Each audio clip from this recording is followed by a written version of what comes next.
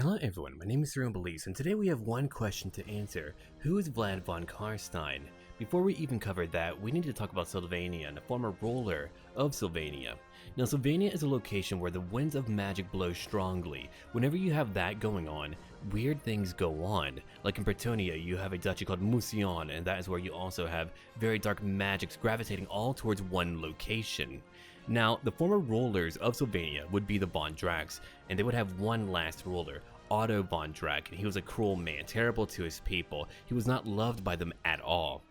Now, what would happen is that towards the end of his years, when he was a very frail and weak old fellow, you would have a mysterious man appear at his castle. He would let himself in. No one would stop him. No one would even speak to him. And he strayed right into the chamber of the old count.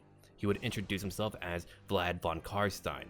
Now, the count did have a daughter. Her name would be Isabella. And Vlad wanted to marry her. The old man had no heir. He was dying, and he was very bitter about that he had no male heir.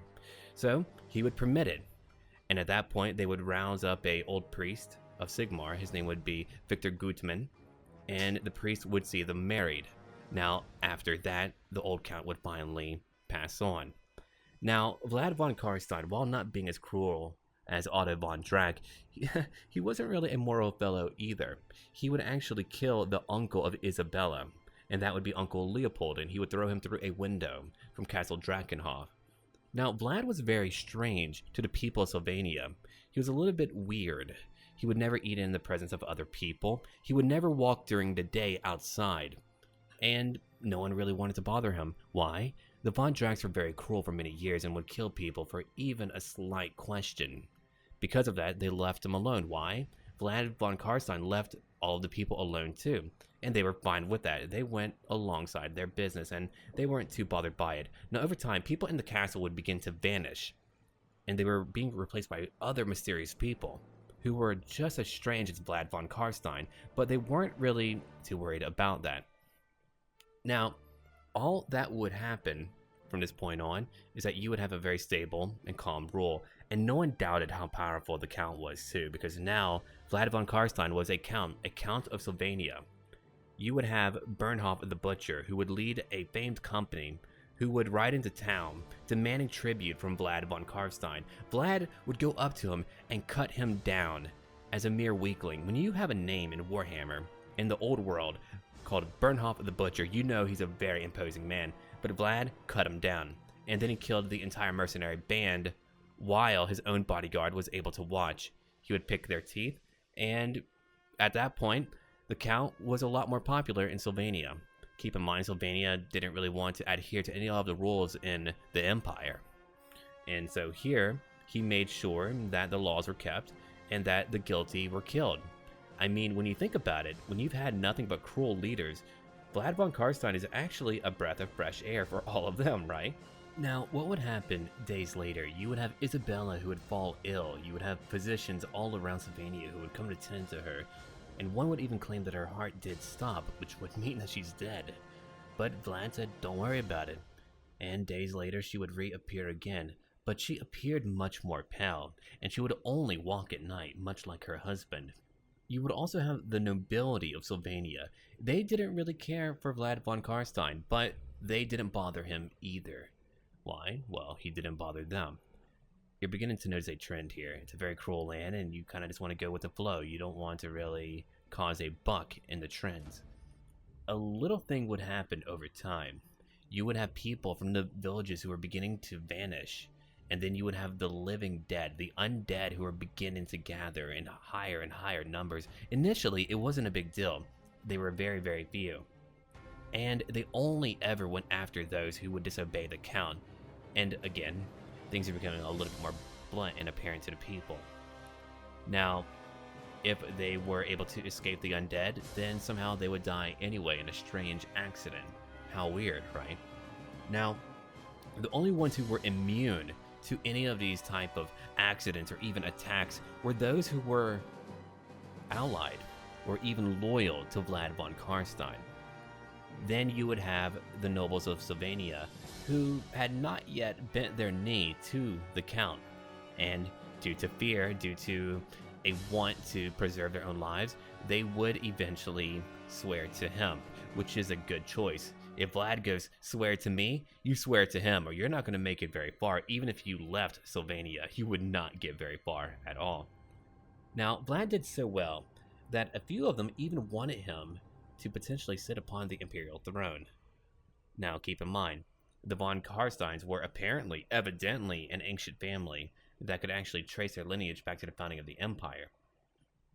Now, there's another weird thing that would happen, and keep in mind, we're trying to witness every event from the point of view of the actual people of Sylvania. You would have Vlad and Isabella, who would still rule Sylvania after generations. They would not age. Now, what's strange is that the people wouldn't really think about it. I mean, 50 years could pass, maybe 100 years, and there you had Vlad and Isabella. But at that point, you have to keep in mind too that peasantry wouldn't really have a life that would last for a long time. You would be killed by various things, you would have just a poor diet, any of that. So the nobility would live for a longer time period. But then you would have the oldest woman of Drakenhof who would say that her grandmother was a little girl when Vlad von Carstein came to rule here. And at that point, the people were like, hey, you know what? There are very strange things going on here. What is happening? Now, the rumors would begin to grow, and that is one thing you don't want. You don't want rumors about your leader beginning to spread to other lands. And what would happen? You would have witch hunters who came here. Witch hunters are agents of the state. Formerly, they were agents of the Church of Sigmar, but that was changed by Magnus the Pious later on, and he was a great emperor of the empire. Now, they have ultimate authority. They can even take down a elector count if they have sufficient evidence to actually do that. They are extremely powerful people, and you do not want to bother them. Now, the issue here, the witch hunters would appear, but they would vanish, and no one would really know where they went.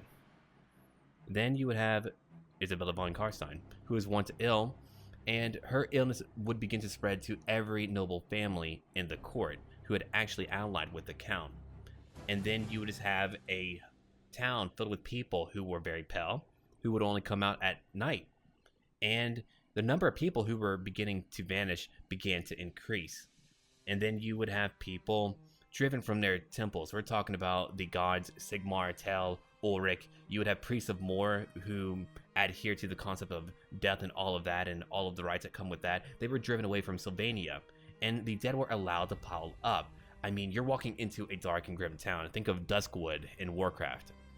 Very grim, very dark. And you would have piles of bodies beginning to grow and grow and grow. People weren't allowed to come into or even exit Sylvania. Think about it like North Korea, but with a lot of undead. Now, in the year 2000 of the Imperial calendar, you would have a terrible accident that would happen to the capital of Ostermark, one of the counties of the Empire, and that was Mordheim. Vlad was very quick to act here.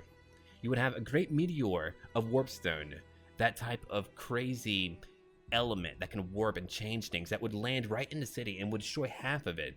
And that was raw magic. To people who utilize magic, such as a wizard or even a necromancer, that is quite important. Now, you would have various mercenary forces who would come here to try to seize that new source of power. Vlad also sent his own warband over there, and if you know a little bit about Mordheim, then, well, you know what might go on there. Now, it would be a long period of time before anything that he was able to gain from that would really show its face.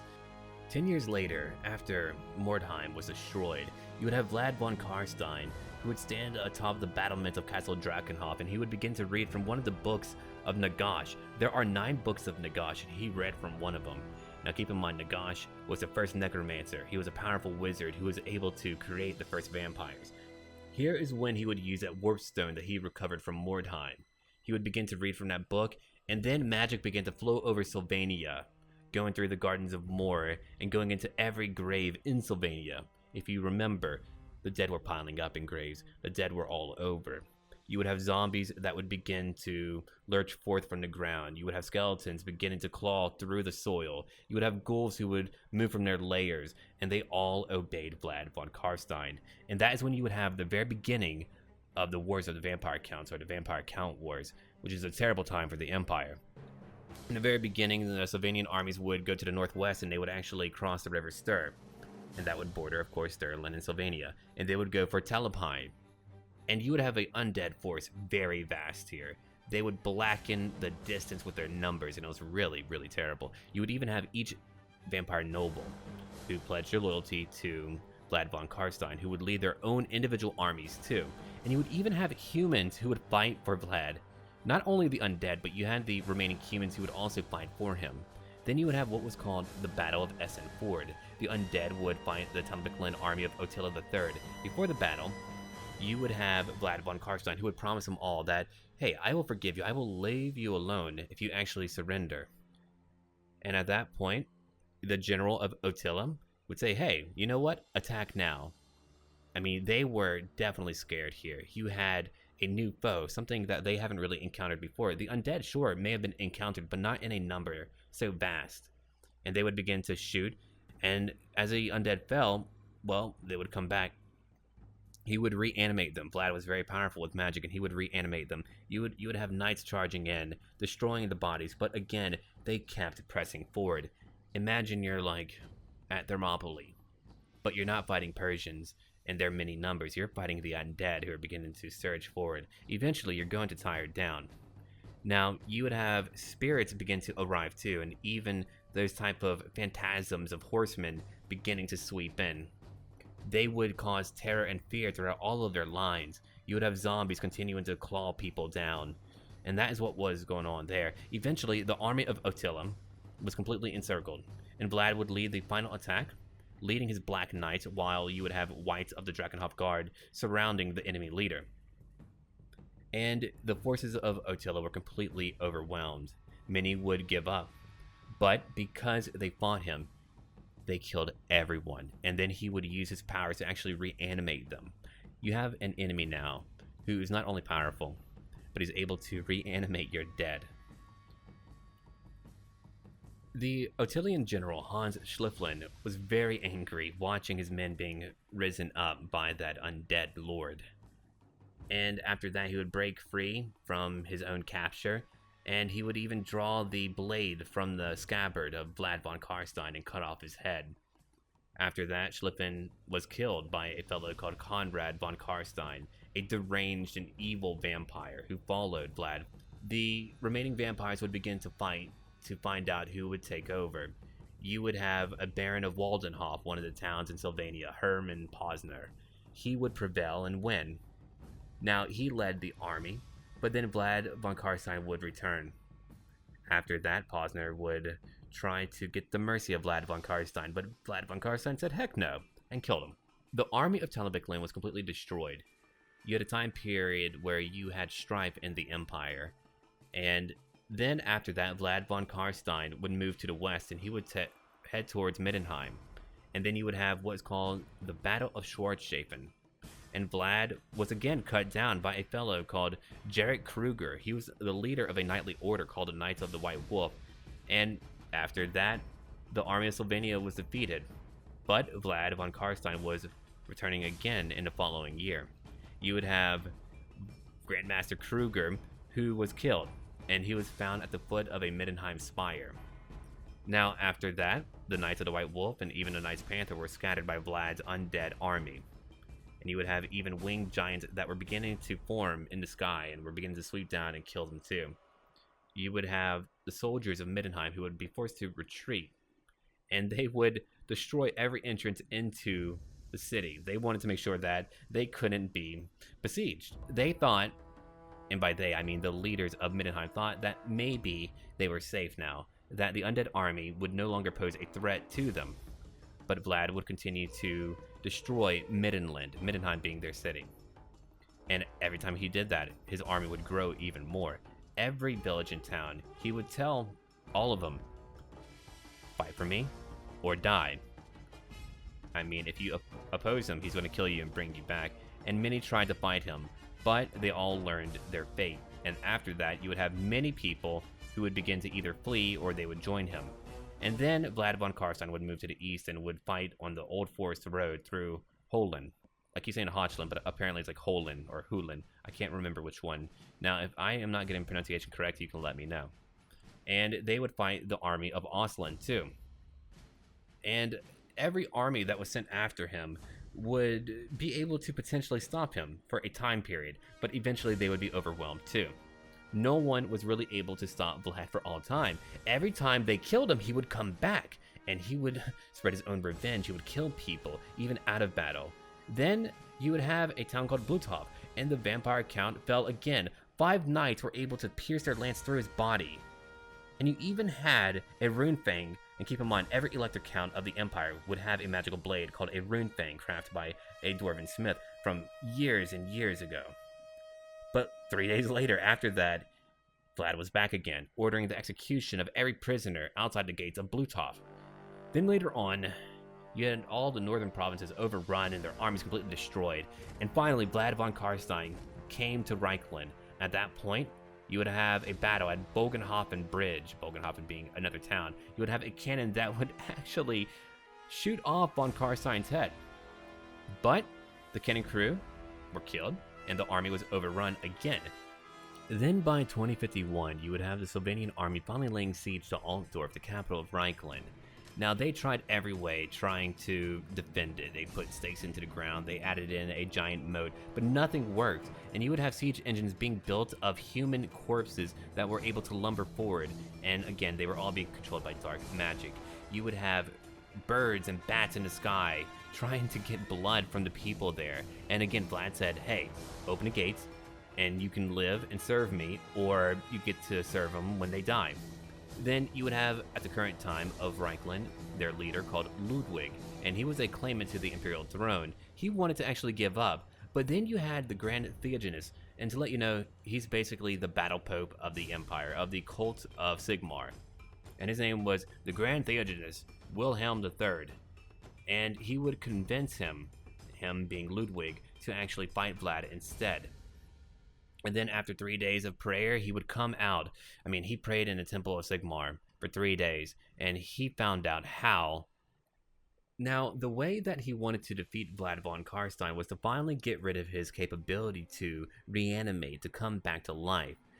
He would have a man called Felixman, who was a great thief of that time period, and his job was to steal the ring of Vlad von Carstein. It was that magical ring that allowed him to come back to life each time that he was killed. Well, unlife, undeath. Now, he would actually go into the camp, and he would sneak in, and he would actually take the ring from Vlad von Carstein's finger, and he would flee. No one would ever find out what happened to him at all. We don't know if he died, if he lived, or what. Then, when Vlad von Carstein woke up, he would order an immediate attack on Altdorf. The undead army tried to take Altdorf, and after that you would have towers of bone that were pushed towards the walls. And then you would have skeletons and Reichlanders fighting each other. You would have Imperial heroes who had all their ancient and holy weapons trying to fight the unholy foe that they were fighting. Now, in the very middle, you would have the Grand Theogenist, again the Battle Pope, who would fight Vampire Count Vlad von Carstein. You would have a Holy Hammer fighting against Magical Blade, and Vlad would begin to win. Vlad being, one of the undead, and the Grand Theogenist being a man who would eventually tire, but I mean, he fought for an hour straight, which is really incredible. Now, Wilhelm would charge against Vlad von Carstein, and he would grab onto Vlad, and they would tower over the battlements, and they would fall together. Now, Vlad was actually impaled on a wooden spike when he fell, and then Wilhelm landed on top of him, and they both died at that point. I mean, he didn't have the power of that magical ring that kept bringing him back. Count Vlad would finally be killed, and his armies would begin to crumble, and then the Sylvanians who were remaining were forced to actually retreat. Finally, they were forced to retreat. Now, Isabella von Carstein was still alive at this current point, though she couldn't fathom a life of undeath without her loved one, Vlad von Carstein, and she would actually impale herself upon a stake and pass on. She would turn into a pile of dust, and that is a fact. I mean, Ludwig, that imperial claimant to the throne, and his own bodyguard watched her turn to dust, and he wanted to actually go pursue them all and to rout the entire army of Sylvania, but unfortunately, at that point, you had other imperial claimants who wanted to stop him. Ludwig became very popular because he did finally stop the undead menace. Again, the Sylvanian nobles were allowed to return, and that would actually lead to Conrad von Carstein taking control, which I'm not going to talk about right now. Alright, well, I think we covered a lot about Vlad von Carstein. There's even more that I could cover, a lot more current lore too, but that is about the end times. And again, I'm not going to go down that route. I'm going to try to keep it to the context of what is going on in Total War Warhammer. And you're going to have a few lords who are a little bit out of place in terms of time periods, but they can still find their way back here. It wouldn't really be too strange for Vlad to come back like he did during the end times. Well, that will conclude our answer to the question, who's Vlad von Carstein? It's my first time doing an official lore video. I hope that all of you did enjoy it. If you did, please provide any constructive criticism down below. I would like to become a better reviewer of lore, of anything related to, you know, reciting history or lore. And I'm going to be doing it more, I think. I've been doing it for a long time. Over in Rome, too, I did a Let's Play for 90 parts where I would talk about Roman history in each part. I've been doing it for many years, and it's really not new to me, but what isn't new is actually making a video only for lore. I was kind of thinking about Surreal lore, maybe down that route. Anyway, I look forward to making more content for all of you. Don't forget to leave down a like down below, and until next time.